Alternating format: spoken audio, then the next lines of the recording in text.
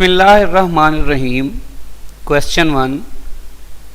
CaOH whole twice sparingly soluble having Ksp value 3.2 into 10 raised to power minus 5. What will be its solubility? सबसे पहले देखें, अगर हम calcium hydroxide की balanced chemical equation लिखें solubility की, तो वो कुछ ऐसे होगी। अब अगर हम इसका Ksp एक्सप्रेशन लिखें तो Ca+2 चूँकि 1 मोल है तो इसकी पावर 1 होगी, हाइड्रोक्साइड आयन चूँकि 2 मोल हैं तो इसकी पावर 2 होगी। अगर हम सॉल्युबिलिटी को S से रिप्रेजेंट कर दें तो देखिए, जब कैल्शियम आयन 1 बनता है तो हाइड्रोक्साइड आयन 2, मतलब अगर इसकी सॉल्युबिलिटी S है तो OH आयन की 2S है। अब इसकी पावर 1 है और इसकी पावर 2 है। जब हम इसे सॉल्व करेंगे तो Ksp बराबर होगा S into 2 to the 4 S square. तो ये हमारे पास आ जाएगा Ksp is equal to 4S cube. Question में सॉल्युबिलिटी पूछी हुई है और Ksp दिया हुआ, लिहाजा हम इसको ज़रा रीअरेंज करेंगे। कैसे कि हमने S निकालना, तो ये 4 उधर जाके डिवाइड हो जाएगा और 3 है, ये पावर 3 है तो उधर जाके क्यूब रूट हो जाएगा, यानी S बराबर होगा किसके, Ksp ओवर 4 और होल का क्यूब रूट। तो ये हमारे पास सॉल्युबिलिटी आ जाएगी। अब हमारे पास Ksp है 3.2 into 10 raise to power minus 5। S किसके बराबर होगा, क्यूब रूट ऑफ Ksp। अब Ksp कितना है, 3.2 into 10 raise to power minus 5 divided by क्या है, 4 है और ऊपर क्यूब रूट है।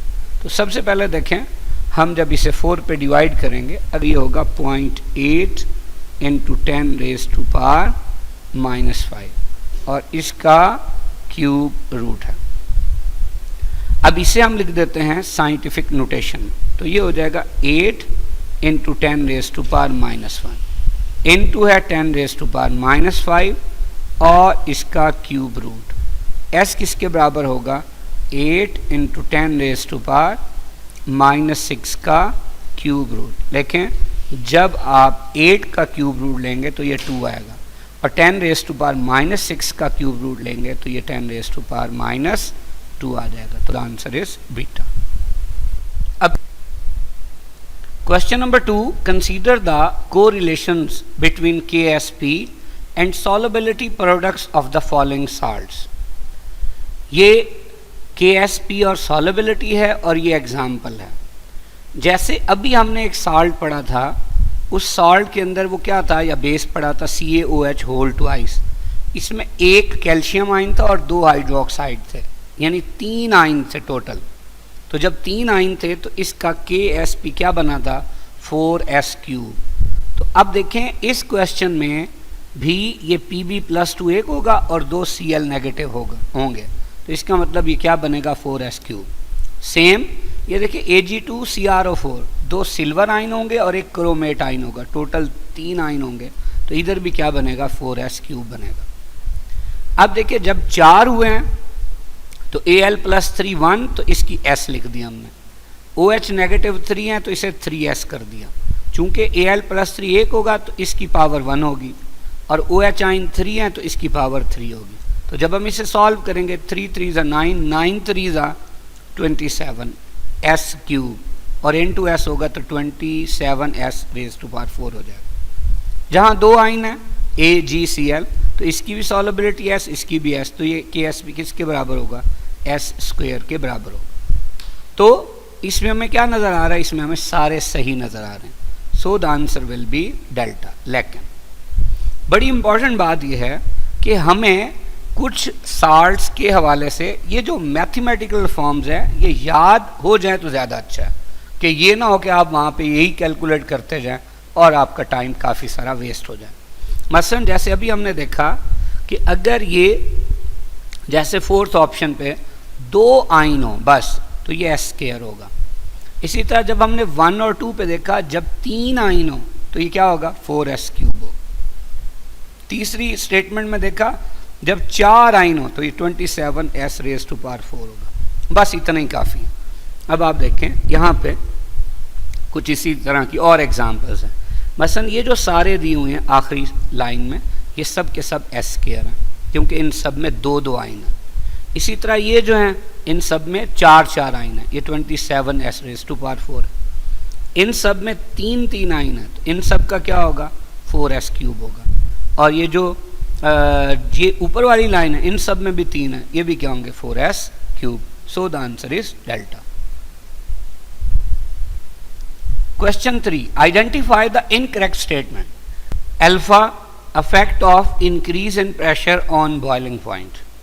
देखें, अगर हम बात करते हैं वाटर की तो ये क्या होता है लिक्विड, और वेपर्स क्या है गैसियस स्टेट में।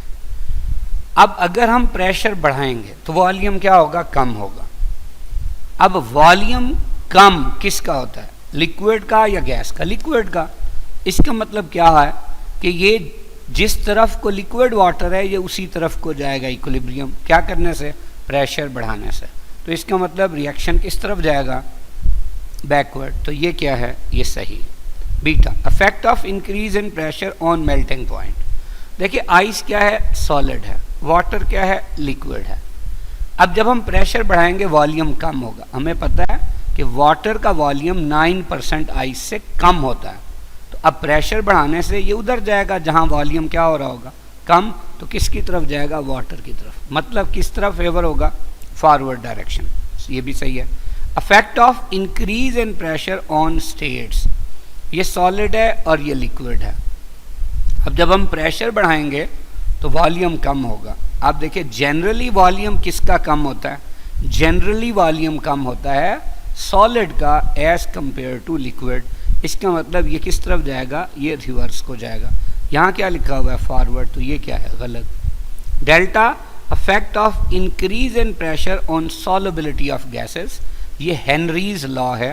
हेनरीज लॉ क्या है कि जब आप प्रेशर बढ़ाते हैं तो गैसेस की सॉल्युबिलिटी इन लिक्विड्स बढ़ जाती है। इसका मतलब ये गैस प्लस सॉल्वेंट से क्या बनेगा, सोल्यूशन। यानी प्रेशर जैसे ही बढ़ाएंगे तो गैस और सॉल्वेंट मिलके क्या बना रहा होगा, सोल्यूशन। यानी किस तरफ फेवर होगा, forward. So the answer is 4। Question 4. For an equilibrium reaction 2SO2 plus O2 gives 2SO3. The forward reaction is exothermic, यानी इस रिएक्शन का जो डेल्टा H है वो नेगेटिव है। बिल्कुल ठीक है। Increase in temperature shifts the equilibrium position towards left. अब टेम्परेचर बढ़ाने से इक्विलिब्रियम लेफ्ट पे चला जाता है। अब लेफ्ट पे क्यों चला जाता है, हम लास्ट लेक्चर में डिटेल से डिस्कस कर चुके हैं कि Kc असल में Kf और Kr की रेशो है। अब देखें अगर ये रिएक्शन फॉरवर्ड के लिए एक्सो है तो ये रिवर्स के लिए कैसा होगा, रिवर्स के लिए इसका डेल्टा H पॉजिटिव होगा, यानी ये एंडो होगा। अब बड़ी इंपॉर्टेंट बात, चूंकि हम इंक्रीज इन टेम्परेचर की बात कर रहे हैं तो इंक्रीज इन टेम्परेचर रिवर्स के लिए फेवरेबल है। क्यों फेवरेबल है, क्योंकि रिवर्स में ये एंडो है यानी हीट ले रहा है, हम भी उसे हीट देंगे तो उसके लिए फेवरेबल होगा।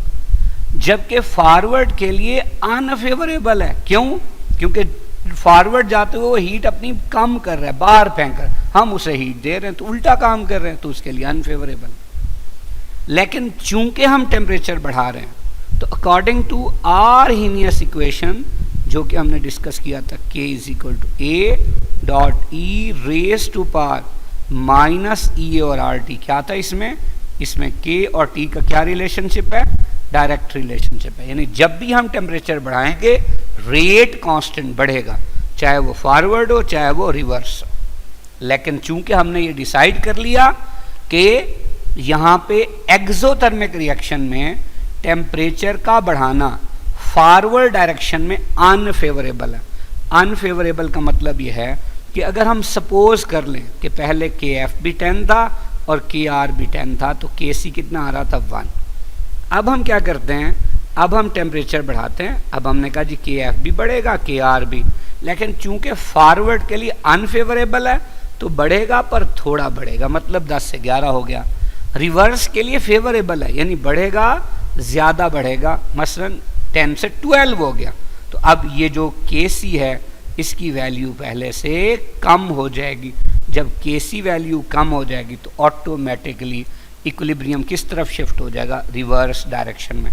और ये ज़रा गौर से इन दो वैल्यूज़ को देखें, यानी rate constant for forward reaction कम है as compare to rate constant for reverse step, यानी ओवरऑल जो रिएक्टेंट्स हैं उनकी कंसंट्रेशन ज़्यादा और प्रोडक्ट्स की कंसंट्रेशन क्या हो जाएगी, कम हो जाएगी। तो ऐसी बात हमें कहाँ नज़र आ रही है, बीटा पे, कि the concentration of SO2 and O2 यानी रिएक्टेंट्स बढ़ गई and the concentration of SO3 decrease यानी कम हो गई, किसकी, प्रोडक्ट्स की, as the temperature increases. So the answer is beta.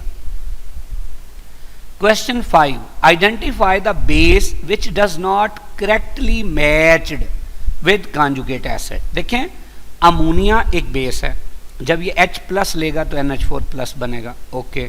C2H5 minus H plus लेगा, C2H6 बन जाएगा। C6H5 NH2 H प्लस लेगा, C6H5 NH3 प्लस बन जाएगा। लेकिन जब NaOH H प्लस लेगा तो क्या होगा, देखिए ये प्लस है, ये माइनस है, तो ये इस पे अटैक करेगा। बेसिकली क्या होगा, ये Na प्लस तो बच जाएगा, ये H आइन और OH आइन मिलके क्या बना देगा, वाटर, तो ये हो जाएगा Na प्लस एक्वस। तो यहाँ Na2O की बजाय क्या होना चाहिए, Na plus aqueous. So the answer will be delta. Question 6. Each of the following equilibria is subjected to two changes carried out separately. पहली, the pressure is reduced at constant temperature, यानी temperature constant रखते हैं और pressure कम कर देते हैं। दूसरा, the temperature is increased at constant pressure, pressure नहीं चेंज करते लेकिन टेम्परेचर बढ़ा देते हैं। सवाल यह है कि for which equilibrium will both of these changes result in an increase in the proportion of product. In the proportion of product बढ़ने का मतलब क्या है कि रिएक्शन को फॉरवर्ड में फेवर करता है। देखिए, सबसे पहली बात यह है कि आप प्रेशर रिड्यूस कर रहे हैं। प्रेशर रिड्यूस करने का मतलब यह है कि बेसिकली आप वॉल्यूम बढ़ा रहे हैं, और वॉल्यूम बढ़ाने का मतलब है कि प्रोडक्ट के मोल बढ़ रहे हों यानी ज़्यादा हों। तो अब आप देखें, अल्फा में रिएक्टेंट प्रोडक्ट के मोल बराबर हैं, ये नहीं हो सकता। बीटा में प्रोडक्ट के मोल रिएक्टेंट से कम है, ये भी नहीं हो सकता। चार्ली में आप देखिए प्रोडक्ट के मोल 10 है और रिएक्टेंट्स के 9 है, ये हो सकता है। डेल्टा में 1 मोल रिएक्टेंट का, 2 मोल प्रोडक्ट के, ये भी हो सकता है। लेकिन ये था प्रेशर के लिहाज से। अब हम टेम्परेचर के लिहाज से देखते हैं। अब टेम्परेचर का बढ़ाना रिएक्शन को फॉरवर्ड कब फेवर करता है, जब वो एंडोथर्मिक हो।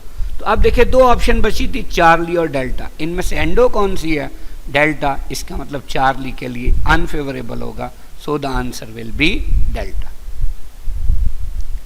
Question 7. In order to get maximum yield of ammonia, which of the following is not optimum conditions? देखिए, अगर हमने अमोनिया की मैक्सिमम यील्ड लेनी है तो ये रिएक्शन क्या है, ये है N2 जो कि गैस है, प्लस 3H2 ये भी गैस है। इक्विलिब्रियम प्रोसेस में ये बनता है 2NH3 और ये भी गैस है, और इसका जो डेल्टा H है वो क्या होता है, नेगेटिव होता है।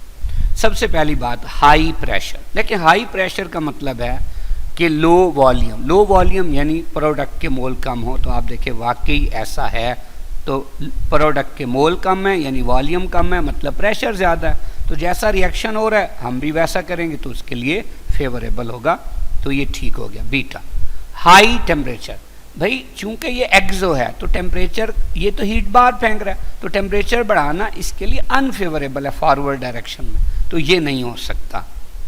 चार्ली क्या है, हाई कंसंट्रेशन ऑफ रिएक्टेंट्स। भाई जब भी आप रिएक्टेंट्स की कंसंट्रेशन बढ़ाएंगे तो to maintain the equilibrium reaction will move in the forward direction, तो अमोनिया ज़्यादा बनेगा यानी उसकी यील्ड बढ़ जाएगी। Delta Fe catalyst along with promoters MgO Al2O3 SiO2, यानी ये हम डाल दे तो इससे क्या होता है, इक्विलिब्रियम वक्त से पहले अचीव हो जाता है। तो ये बात भी सही है। तो एक ही चीज़ है जो कि ऑप्टिमम नहीं है या उलट है, वो कौन सी है, beta. Question 8, according to Le Chatelier's principle all of the following reactions are at equilibrium. ये सारे रिएक्शंस जो है वो इक्विलिब्रियम पे हैं। In which of the following reactions the effect of increase in pressure is in the forward direction, यानी forward direction में है increase in pressure। भाई अभी हमने बात की थी कि increase in pressure का मतलब है decrease in volume, और decrease in volume का मतलब है decrease in number of moles। तो कहता है कि forward direction में जाते हुए किसमें मोल कम हो रहे हैं। आप देखें अल्फा में रिएक्टेंट्स के मोल हैं 3 और प्रोडक्ट्स के 2 हैं, तो ये हो सकता है। बीटा में रिएक्टेंट्स के भी 2 मोल्स हैं, प्रोडक्ट के भी 2 हैं, ये नहीं हो सकता। चार्ली में रिएक्टेंट का 1 मोल है और प्रोडक्ट के 2 मोल है, ये मोल बढ़ हैं, तो ये भी नहीं हो सकता। डेल्टा में रिएक्टेंट प्रोडक्ट दोनों के मोल बराबर है, ये भी नहीं हो सकता। सो the answer will be alpha.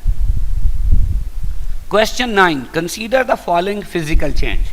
देखिए आइस और वाटर का इक्विलिब्रियम है, ये फिजिकल इक्विलिब्रियम कहलाता है। क्यों कि इसके अंदर सिर्फ और सिर्फ जो चेंज आ रहा है वो किसके अंदर आ रहा है, फिजिकल स्टेट में। जबकि आइस का फार्मूला भी H2O है, वाटर का भी H2O है, यानी nature of chemical change same एक है। चेंज नहीं हो रही तो ये केमिकल चेंज नहीं है, जस्ट फिजिकल स्टेट चेंज हो रही है, तो ये फिजिकल स्टेट चेंज होने की वजह से ये फिजिकल इक्विलिब्रियम। तो on increasing pressure at equilibrium, अगर हम प्रेशर बढ़ाएंगे तो हमें पता है प्रेशर बढ़ाने से वॉल्यूम कम होता है। तो आप तो जानते हैं कि आइस का वॉल्यूम वाटर से 9% ज़्यादा है, इसका मतलब वाटर का वॉल्यूम आइस से 9% क्या है, कम है। तो अब प्रेशर बढ़ाएंगे तो वॉल्यूम कम होगा, यानी इक्विलिब्रियम किसकी तरफ जाएगा, जिसका कम वॉल्यूम है, यानी वाटर की तरफ। तो अल्फा है मोर आइस इज फॉर्म, बिल्कुल गलत। अगर ये रिवर्स जाता फिर वाटर से आइस बनती, अब तो आइस उल्टा मेल्ट होके वाटर बना रही। Beta more water is form, ये बिल्कुल ठीक हमें नजर आ रहा है। Charlie less amount of water is left over, water कम रह जाता है। हालांकि देखिए जब आइस मेल्ट होके इधर आएगी तो वाटर कम होने की बजाय क्या होगा, बढ़ेगा, तो गलत हो गया। No affect of change in pressure, ये बात बिल्कुल गलत है, ऐसा हो ही नहीं सकता। अगर इन दोनों का वॉल्यूम बराबर होता तो फिर प्रेशर का कोई इफेक्ट ना होता, लेकिन चूंकि वॉल्यूम बराबर नहीं है इसलिए इसका इफेक्ट तो होगा। So the answer will be beta. Question 10, which of the following is not optimum condition in order to get maximum yield of SO3। देखिए अगर हम इसका रिएक्शन लिखें तो ये क्या है, ये है 2SO2 जो कि गैस है, प्लस O2 ये भी गैस है। अब बनाता क्या है, ये बनाता है 2SO3, ये भी गैस है, और इसका डेल्टा H क्या है, नेगेटिव, यानी ये एक्सोथर्मिक प्रोसेस है। पहला लो प्रेशर, देखिए लो प्रेशर का मतलब है हाई वॉल्यूम, यानी प्रोडक्ट्स की तरफ जा रहे हो तो वॉल्यूम ज़्यादा हो रहा हो, यानी मोल बढ़ रहे हैं। तो आप देखें इसमें तो मोल क्या हो रहे हैं, कम हो रहे हैं, इसका मतलब ये फेवरेबल नहीं। Beta continuous withdrawal of SO3, भाई जब जैसे जैसे आप SO3 निकालते जाएंगे तो प्रोडक्ट कम होते जाएंगे, तो to maintain the equilibrium reaction कहाँ जाएगा, फॉरवर्ड डायरेक्शन में ही जाएगा, तो ये क्या होगा, फेवरेबल होगा, क्योंकि SO3 की यील्ड बढ़ जाएगी। लो टेम्परेचर, भाई एक्सोथर्मिक के लिए फॉरवर्ड डायरेक्शन में चूंकि वो हीट अपनी कम कर रहे हैं, हम भी हीट कम करेंगे तो उसके लिए फेवरेबल होगा, यानी टेम्परेचर बढ़ाना नहीं बल्कि कम करना, ये भी ठीक है। और जब कैटलिस्ट डालते हैं तो इक्विलिब्रियम वक्त से पहले आ जाता है, तो ये भी क्या होगा, इसके लिए फेवरेबल ही होगा। So the answer will be alpha. Question 11, which of the following statements about Kc is incorrect, it does not depend on initial concentration. जाहिर सी बात है, जब Kc मतलब ही equilibrium constant with respect to concentration है, तो ये इनिशियल कंसंट्रेशन पे डिपेंड नहीं करता, ये इक्विलिब्रियम कंसंट्रेशन पे डिपेंड करता है, तो ये बात सही है। Beta the value of Kc changes with change in temperature, अभी हमने साबित किया था कि टेम्परेचर चेंज करने से Kc चेंज होता है, ये सही हो गया। Kc has may or may not units, यानी Kc की यूनिट हो भी सकती हैं, नहीं भी हो सकती। कि भाई अगर एक रिएक्शन हमारे पास है जिसमें A से बन रहा हो B + C, तो अब इसका जब हम Kc लिखेंगे तो इसमें क्या होगा, ऊपर होगा B की कंसंट्रेशन इनटू C की कंसंट्रेशन और नीचे सिर्फ A की कंसंट्रेशन। अब ये भी मोल पर डीएम क्यूब, ये भी मोल पर डीएम क्यूब, ये कैंसिल हो जाएगा, सिर्फ B ऊपर बचा तो इसकी यूनिट क्या आ जाएगी, मोल पर डीएम क्यूब। और अगर ये रिएक्शन कुछ ऐसे होता कि A गिव्स B, तो इसका जब हम Kc लिखते तो क्या होता, ऊपर B की कंसंट्रेशन नीचे A की कंसंट्रेशन। अब B की भी मोल पर डेसीमीटर क्यूब, A की भी, तो मोल पर डेसीमीटर क्यूब मोल पर डेसीमीटर क्यूब से कैंसिल हो जाता, तो इसकी कोई भी यूनिट ना होती। तो ये बात भी सही है। Delta it tells us about the rate of reaction but not extent of reaction.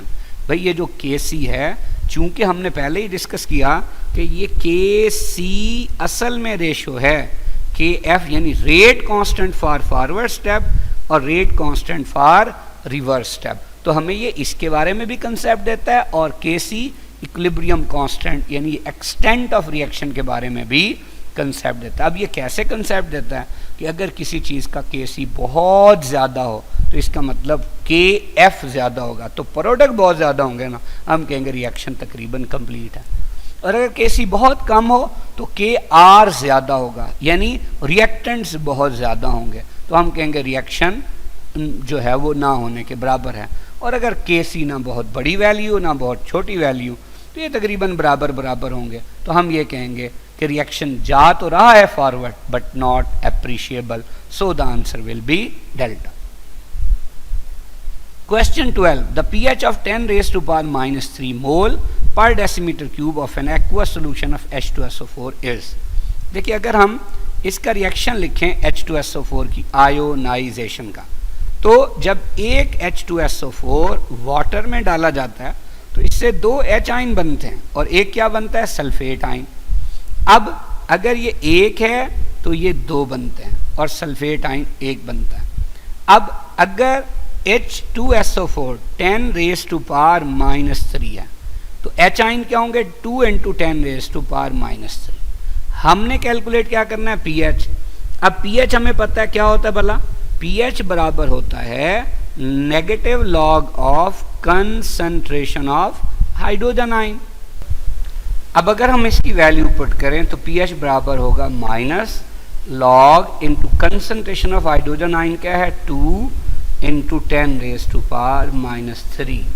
pH बराबर किसकी होगी, ये हमारे पास आ जाएगा माइनस इंटू लॉग ऑफ 2 है और फिर लॉग ऑफ क्या होगा, 10 रेज टू पावर -3। pH बराबर किसके, माइनस इंटू लॉग ऑफ 2 0.3 और जब इसका लॉग लेंगे तो ये हो जाएगा -3। अब हमारे पास pH किसके इक्वल आएगी, ये आएगी माइनस इंटू 2.7 माइनस के साथ, तो pH will be equal to +2.7। तो ये कहाँ पे दिया हुआ है, this is actually in charge, so the answer is charge. Question 13. For which of the following reactions Kp is greater than Kc। तो एक एंट्री टेस्ट के पॉइंट ऑफ व्यू से शॉर्टकट आपको बताया था, क्या बताया था कि याद रखें जब किसी भी केमिकल रिएक्शन में यूं समझ लें कि ये P जो है ये पार्शियल प्रेशर तो है ही, ये P जो है ये किस को भी रिप्रेजेंट कर रहा है, प्रोडक्ट्स को। तो जब प्रोडक्ट्स ज़्यादा होंगे ना तो Kp ज़्यादा होगा Kc से, और जब प्रोडक्ट्स कम होंगे रिएक्टेंट से तो Kp कम होगा Kc से, और जब प्रोडक्ट्स के मोल बराबर होंगे रिएक्टेंट्स के मोल से तो फिर Kp बराबर होगा Kc से। अब हमने क्या ढूंढना है कि Kp ज़्यादा हो Kc से, तो ये तो तभी होगा जब प्रोडक्ट्स के मोल रिएक्टेंट के मोल से ज़्यादा हो। तो देखें अल्फ़ा में प्रोडक्ट के मोल 2 हैं, रिएक्टेंट का 1 है, तो इसका मतलब यही आंसर है, so the answer will B alpha. Question 14. In the mixture of NO and CO2 initially containing 4 moles of NO and 0.9 mole of CO2, reaction occurs according to the equation below. ये equation है जी। At equilibrium 0.1 mole of CO2 was present. What is the value of Kc at the temperature of this experiment? देखिए सबसे पहले हम इसकी balanced chemical equation लिख लेते हैं। अब इनिशियल कंसंट्रेशन क्या है, NO के क्वेश्चन में बताया हुआ है 4 मोल, CO2 के 0.9 मोल। लेकिन चूंकि इनिशियल कंसंट्रेशन यानी अभी रिएक्शन हुआ ही नहीं, तो प्रोडक्ट के कितने मोल होंगे, 0 मोल। अब इक्विलिब्रियम कंसंट्रेशन क्या होगी, चूंकि इक्विलिब्रियम कंसंट्रेशन पे बता दिया कि CO2 के कितने मोल बचे हुए हैं, 0.1। देखिए CO2 के 0.1 मोल के बचने का मतलब है कि 0.9 में से 0.8 यूज हो गए।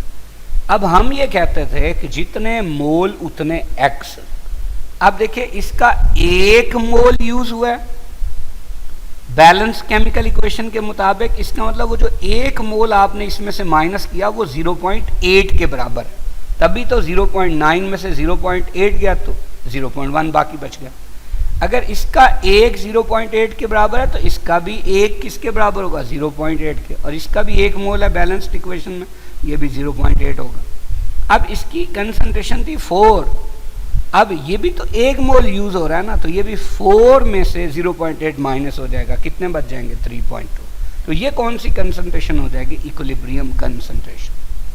अब जब हम इसका Kc लिखेंगे तो ऊपर प्रोडक्ट्स और नीचे रिएक्टेंट, NO2 का 1 मोल है यानी 0.8 की पावर 1, इसी तरह CO का भी 1 मोल है 0.8 की पावर 1, नीचे क्या है, NO के लिए 3.2 पावर 1, CO2 के लिए 0.1 पावर 1। अब ये सारे 0.1 के बाद हैं तो ये इससे कैंसिल, ये इससे कैंसिल, ये हमारे पास आ जाएगा ये। अब 8 1 8, 8 4 32, तो 4 1 4 और 4 2 8, तो आंसर क्या आ जाएगा, आंसर हमारे पास आ जाएगा 2। So the answer will be 4। Question 15, a buffer solution is that which resist या मिनिमाइजेस द चेन इन। तो बाय डेफिनेशन बफर सोल्यूशन क्या करता है, अपनी pH चेन में रेजिस्ट करता है। So the answer will be beta. Question 16, which expression represents the solubility product of lead 2 chloride. अब लेड 2 क्लोराइड क्या होता है, लेड 2 क्लोराइड होता है PbCl2। तो जब हम इसकी आयोनाइजेशन लिखेंगे तो Pb+2 होगा 1 और Cl माइनस कितने होंगे, 2 होंगे। तो जब KSP लिखेंगे तो उसमें Pb+2 चूंकि इसकी तादाद 1 है तो इसकी पावर 1 आ जाएगी, और Cl माइनस की तादाद 1 है तो इसकी पावर 2 आ जाएगी। सो the answer will be alpha. Question 17, pH of 1 mole per decimeter cube of H2X which is 50% dissociated is। देखिए बड़ी इंपॉर्टेंट बात, अगर हमारे पास H2S है, सॉरी H2X है, ये आयोनाइज होगा तो 2 एचाइन बनेंगे और एक बनेगा X नेगेटिव। अगर H2X 1 मोलर है तो ये होगा 2 × 1 मोलर। कब, जब ये 100% आयोनाइज हो। लेकिन वो कहता है ये 50% आयोनाइज होता है। 50% का मतलब है कि ये 2 × 1 क्या था, ये 2 × 1 2 था, यानी 2 का 50%। तो देखिए ये 1 और ये 2, तो 2 1s are 2 और 2 1s are 2, तो आंसर क्या आ गया 1। यानी अब एचाइन 2 मोल की बजाय कितने मोल बनेंगे, 1 मोल बनेंगे। तो अब pH किसके बराबर होती है, pH बराबर होती है negative log of concentration of hydrogen ion. तो pH अब हमारे पास क्या आ जाएगी, माइनस लॉग ऑफ कितना 1, लॉग ऑफ 1 तो 0 होता है, तो आपके पास pH कितनी आ जाएगी 0, और आपको पता है 0 ना पॉजिटिव होती है ना negative. So the answer will be alpha. Question 18, when 0.2 mole of hydrogen gas and 0.15 mole of iodine gas are heated at 723 Kelvin until equilibrium is established, the equilibrium mixture is found to contain 0.26 mole of hydrogen iodide. The equation for the reaction is as follows. What is the correct expression for the equilibrium constant Kc? देखें, इसके लिए हम फिर उसी तरह balanced chemical equation लिख लेते हैं। अब चूंकि क्वेश्चन में बताया हुआ है कि जो इनिशियल कंसंट्रेशन है वो हाइड्रोजन की कितनी है 0.20 मोल और हाइड्रोजन की कितनी है 0.15, लेकिन चूंकि ये इनिशियल कंसंट्रेशन है, रिएक्शन अभी स्टार्ट नहीं हुआ, तो प्रोडक्ट के कितने मोल होंगे 0 मोल। अब जब हम इक्विलिब्रियम कंसंट्रेशन की बात करेंगे तो उसमें उसने जो हमें डाटा दिया है वो सिर्फ ये है कि 0.26 मोल किसके हैं जी, हाइड्रोजन आयोडाइड के। देखिए अगर हाइड्रोजन आयोडाइड के 0.26 मोल हैं तो हम ये कहते थे जितने मोल उतने x, इसका मतलब ये 2x की वैल्यू 0.26 है या 2 मोल की वैल्यू 0.26 है। अब आप देखें यहाँ I2 के कितने मोल यूज हो रहे हैं, 1 मोल। इसका मतलब जब 2 मोल की वैल्यू 0.26 थी तो 1 की कितनी होगी, 0.13 होगी। तो हमने 0.15 में से 0.13 माइनस कर दिया। इसी तरह H2 का भी 1 मोल यूज हो रहा है, तो इनिशियल कंसंट्रेशन जो कि 0.20 थी उसमें से हमने 0.13 माइनस कर दिया। तो इक्विलिब्रियम पे हमारे पास ये बचेगा 0.07, ये 0.02 और ये 0.26। जब हम इसका Kc लिखेंगे तो HI की कंसंट्रेशन की पावर 2, नीचे H2 की कंसंट्रेशन की पावर 1 और I2 की कंसंट्रेशन की पावर 1। अब HI की जगह 0.26 और उसका स्क्वायर हो गया, H2 की जगह 0.07 की पावर 1 और I2 की जगह 0.02। तो ये ऑप्शन हमें कहाँ दिखाई दे रही है, चार्ली में। सो the answer is Charlie. Question 19, the pH of human blood is constant at about 7.40, यानी ह्यूमन ब्लड की जो pH है 7.40 होती है ऑलमोस्ट। सवाल यह है कि विच आइन or molecule present in the human body will remove contaminating hydrogen ion from the blood to keep the pH constant। अब हम ये कहते हैं ब्लड जो है वो एक बेहतरीन बफर सोल्यूशन है, तो बफर सोल्यूशन है तो अगर वहाँ कहीं से H आइन आ जाए तो वो pH को कम कैसे करेगा, ये मेंटेन कैसे करेगा। तो ब्लड के अंदर होते हैं बाइकार्बोनेट आइन HCO3-1, तो ये किससे मिलेंगे, H आइन से मिलेंगे और क्या बना देंगे, H2CO3, जो कि आपको पता है वेरी वीक एसिड है। तो H आइंस का इफेक्ट तकरीबन खत्म हो जाएगा, इसीलिए pH क्या रहेगी, pH कांस्टेंट रहेगी। So the answer will be beta. Question 20, which of the following statements is not correct about Lowry and Bronsted theory. Lowry Bronsted theory के बारे में कौन सी बात सही नहीं है। Alpha, an acid is proton donor whereas a base is proton acceptor। बिल्कुल ठीक, जैसे हमारे पास HCl है, जब हम इसे वाटर में डालते हैं तो HCl प्रोटॉन देता है और H2O प्रोटॉन लेता है। H2O प्रोटॉन लेने के बाद H3O प्लस बन जाता है और HCl प्रोटॉन देने के बाद Cl माइनस रह जाता है। लिहाजा हम चूंकि HCl ने प्रोटॉन दिया तो इसे क्या कहते हैं, एसिड। H2O ने चूंकि प्रोटॉन लिया तो इसे क्या कहते हैं, बेस कहते हैं। तो बिल्कुल ठीक है।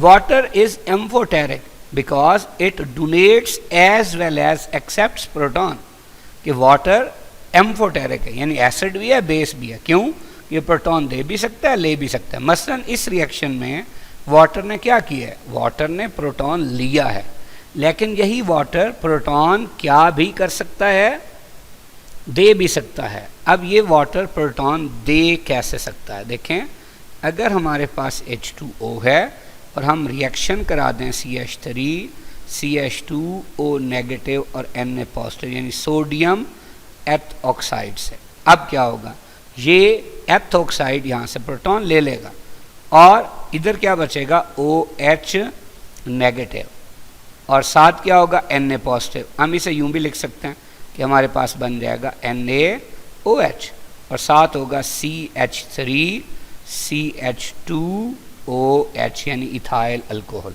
तो अब यहाँ इस रिएक्शन में इस वाटर ने क्या किया है, इस वाटर ने प्रोटॉन दिया है, लिहाजा ये क्या है, एसिड, और इसने प्रोटॉन लिया है तो ये क्या है, ये बेस है।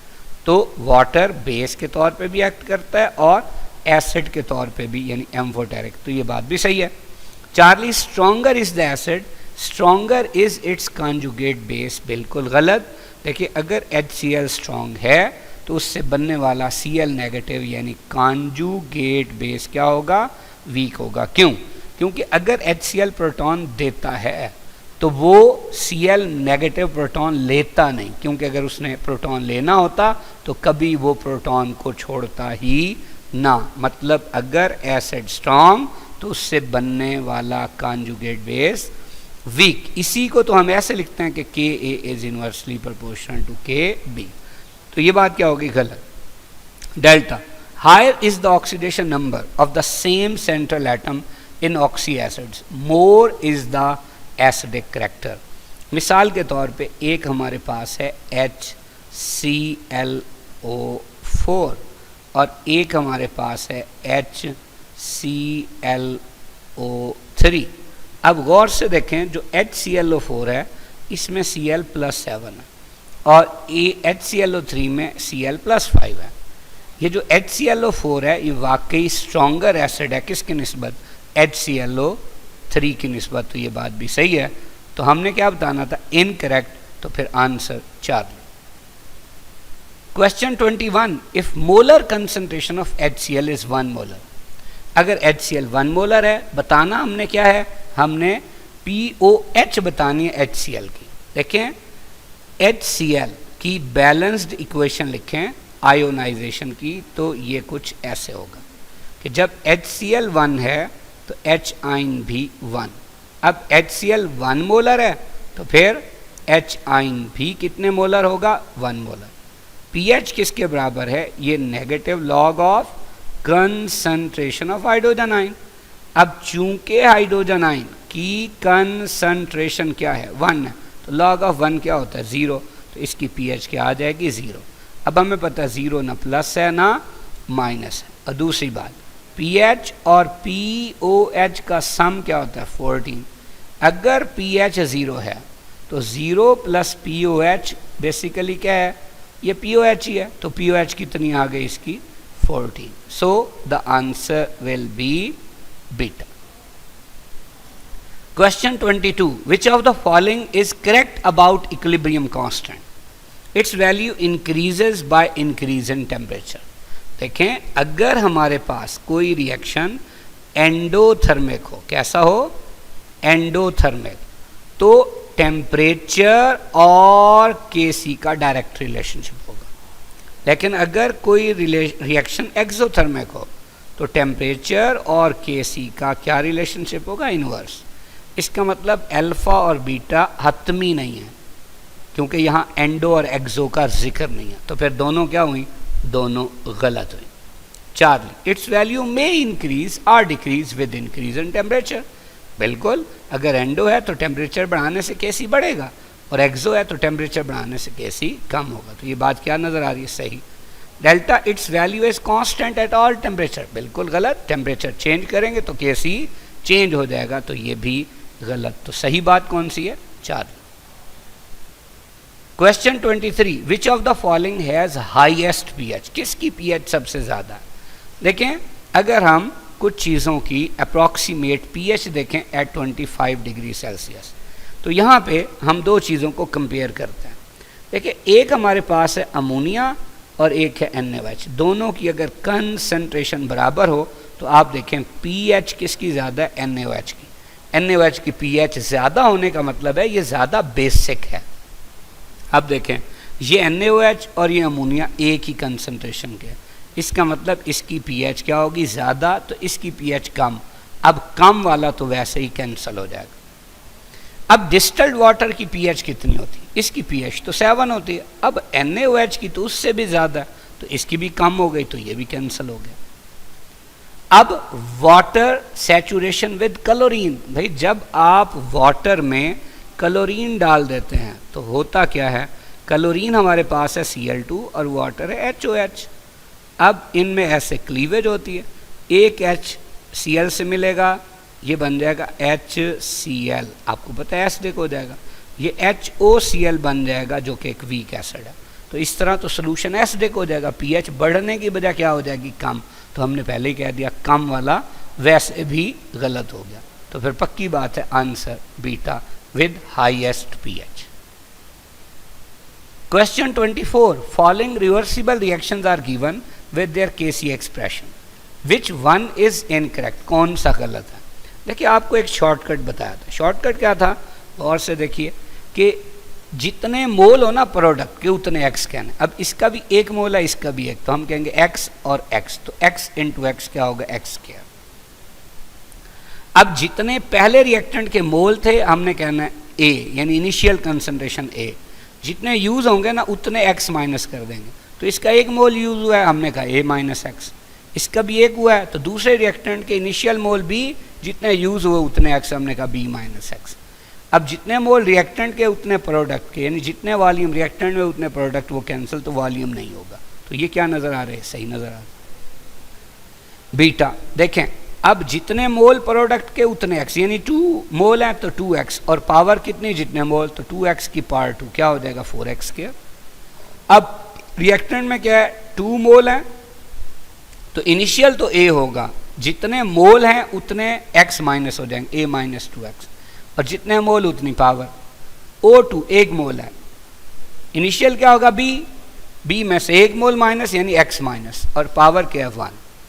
अब प्रोडक्ट में 2 वॉल्यूम, रिएक्टेंट में कितने हैं 3, तो 2 से कैंसिल हो जाएंगे, 1 बचेगा रिएक्टेंट में। लेकिन चूंकि वो मोल पर डीएम क्यूब होता है तो वो डिवाइड करते हुए ऊपर आ जाएगा, तो यहाँ v होना चाहिए था, इसलिए ये क्या हो गया, गलत हो। चार्ली, प्रोडक्ट के 2 मोल है, यानी 2x, पावर कितनी, जितने मोल यानी स्क्वायर, तो 4x स्क्वायर। नीचे N2O4 है, इनिशियल क्या होगा a में से जितने मोल यूज हुए, एक ही यूज हुआ ना, तो a माइनस एक्स। अब प्रोडक्ट में 2 दफा v है, रिएक्टेंट में 1 दफा, 1 से उड़ गया, बचेगा काम प्रोडक्ट में, लिखेंगे कहाँ, नीचे, ये v आ जाए क्योंकि वो रेशो में है, तो ये भी ठीक है।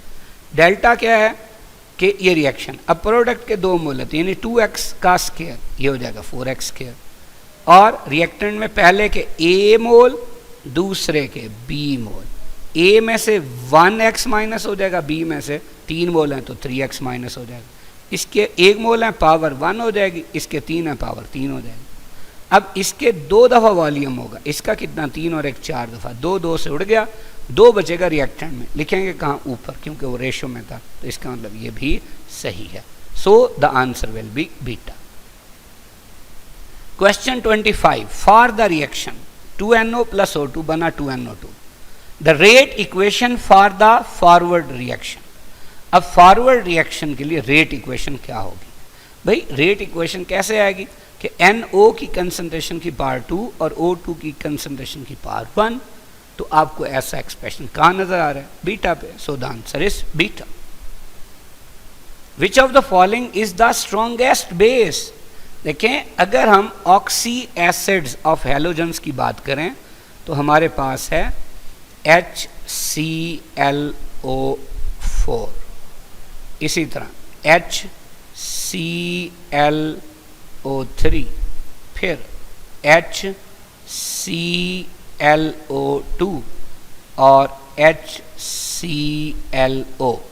अब जो ऑक्सीडेशन स्टेट है HClO4 जो है, इसके अंदर Cl+7, यहाँ +5 है, यहाँ पे क्या है +3 और इधर +1। जितनी ऑक्सी एसिड ऑफ हैलोजन या कोई और मर्जी कंपाउंड हो, उसमें हैलोजन की या अदर एलिमेंट की ऑक्सीडेशन स्टेट ज़्यादा होगी, उसकी एसिडिटी भी क्या होगी, ज़्यादा होगी। तो ये एसिडिटी का ऑर्डर है। अब इससे H+ निकाल देंगे, बाकी बचेगा ClO4 -1, इससे H+ निकाल दें, बनेगा ClO3 -1, इससे H+ निकालें ClO2 -1, इससे H+ निकालें तो ये बन जाएगा ClO -1। अब देखें, जो लोरी ब्रॉन्स्टेड एसिड बेस कंसेप्ट है उसके मुताबिक एसिडिटी और बेसिसिटी का ऑर्डर क्या होता है, बिल्कुल उलट। अभी हमने पढ़ा था कि Ka और Kb का इन्वर्स रिलेशनशिप है। तो अब देखें यहाँ पे ये ऑर्डर आ जाएगा। तो क्वेश्चन क्या था, स्ट्रॉन्गेस्ट बेस, तो स्ट्रॉन्गेस्ट बेस ClO- है, so the answer will be alpha. Question 27, pH of bread is, बहुत इंपॉर्टेंट बात। देखें, बुक्स में इस तरह का टेबल दिया हुआ, तो ये मेमोरी बेस्ड क्वेश्चन है, ये हमें आना चाहिए। तो ब्रेड की जो pH है वो 5.5 है, so the answer is delta. Question 28. When the system H2 plus I2 gives 2HI is in equilibrium at 444 degrees Celsius and 1 atm pressure, the value of the equilibrium constant Kp is 50. What is the value of Kc at a pressure of 2 atm at the same temperature? देखें, ये question बहुत ज़बरदस्त question है, अक्सर इस तरह का question paper में आता है, लेकिन इस क्वेश्चन का सोल्यूशन कोई भी नहीं है, बिल्कुल आसान सा क्वेश्चन। देखिए, सबसे पहली बात यह है कि जी इस रिएक्शन में रिएक्टेंट्स और प्रोडक्ट्स के मोल बराबर हैं, यानी जो डेल्टा एन है वो क्या है, वो ज़ीरो है। जब डेल्टा एन ज़ीरो होता है तो बेसिकली तब के सी और के पी क्या होते हैं, वो बराबर होते हैं। शर्त क्या है कि शर्त यह है कि टेम्परेचर जो है वो कांस्टेंट होना चाहिए।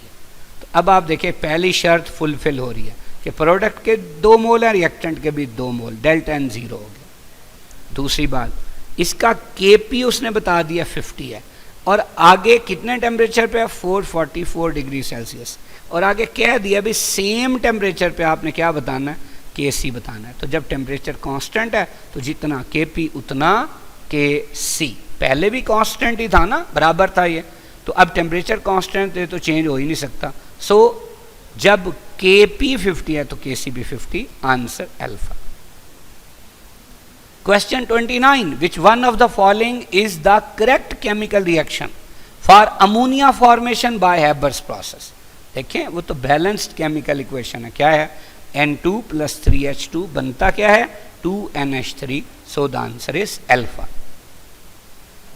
Question 30. Unit of KW is, देखें चूंकि KW बेसिकली H आइन की कंसंट्रेशन और OH आइन की कंसंट्रेशन का प्रोडक्ट है, लिहाजा अगर ये कंसंट्रेशन है तो इसकी यूनिट होगी मोल पर डेसीमीटर क्यूब। ये भी कंसंट्रेशन है तो इसकी यूनिट भी क्या होगी, मोल पर डेसीमीटर क्यूब। तो अब यूनिट क्या निकलेगी KW की, मोल 2 दफ़ा है तो मोल का स्क्वायर, और पर DM क्यूब 2 दफ़ा है तो DM की पावर -6 हो जाएगी। सो the answer will B Charlie. Question 31. pH of an aqueous solution is 10. Its pOH is, simple सा क्वेश्चन, चूंकि pH और pOH का सम किसके बराबर है, 14 के बराबर। अगर pH हमें बता दिया है 10 है और क्या पूछी है pOH, तो अब क्या होगा, ये 10 इधर जाके माइनस हो जाएगा, तो pOH will be equal to 14 minus 10। So the answer will be 4। तो 4 कहां पे है, चार्ली पे। Question 32. All of the following statements are correct for a reversible reaction except, देखिए पहली बात, it can proceed in both directions। देखिए reversible reaction होता ही वही है जो फॉरवर्ड के साथ साथ रिवर्स डायरेक्शन में भी होता है। ठीक बेटा, the whole mass of reactants does not change into products. भाई जब रिएक्शन रिवर्सिबल है तो एक खास हद तक जब रिएक्टेंट्स प्रोडक्ट्स में कन्वर्ट हो जाएंगे तो वो कहाँ भी कन्वर्ट होंगे, प्रोडक्ट्स वापस रिएक्टेंट्स में भी। इसका मतलब सारे के सारे रिएक्टेंट्स कभी भी प्रोडक्ट्स में कन्वर्ट नहीं होते हैं, ये भी ठीक है। Charlie, chemical equilibrium can only establish in it, कि केमिकल इक्विलिब्रियम ही इसमें एस्टैब्लिश हो सकता है, तो बिल्कुल ठीक है। Delta, chemical equilibrium can only establish from reactants to products, यानी रिएक्टेंट्स टू प्रोडक्ट्स में हो सकता है। भाई वो तो प्रोडक्ट्स से रिएक्टेंट्स में भी हो सकता है, तो ये बात क्या होगी, गलत। सो the answer is delta. Question 33. The solubility product of Ag2CrO4 is 3.2 into 10 raised to power -5. The solubility of the compound is, देखिए हमने ये पहले डिस्कस किया कि कोई भी इस तरह का कंपाउंड जैसे Ag2CrO4 है जिसमें आपके पास 3 आइन हो, जैसे Ag आइन 3 है और CrO4 -2 कितने, 1 हैं, इनके लिए जो KSP है वो क्या होता है, वो होता है 4S3। अब सॉल्युबिलिटी प्रोडक्ट दिया हुआ है, सॉल्युबिलिटी निकालनी है, तो हमने पढ़ा था S क्या होगा, S होगा KSP/4 और होल का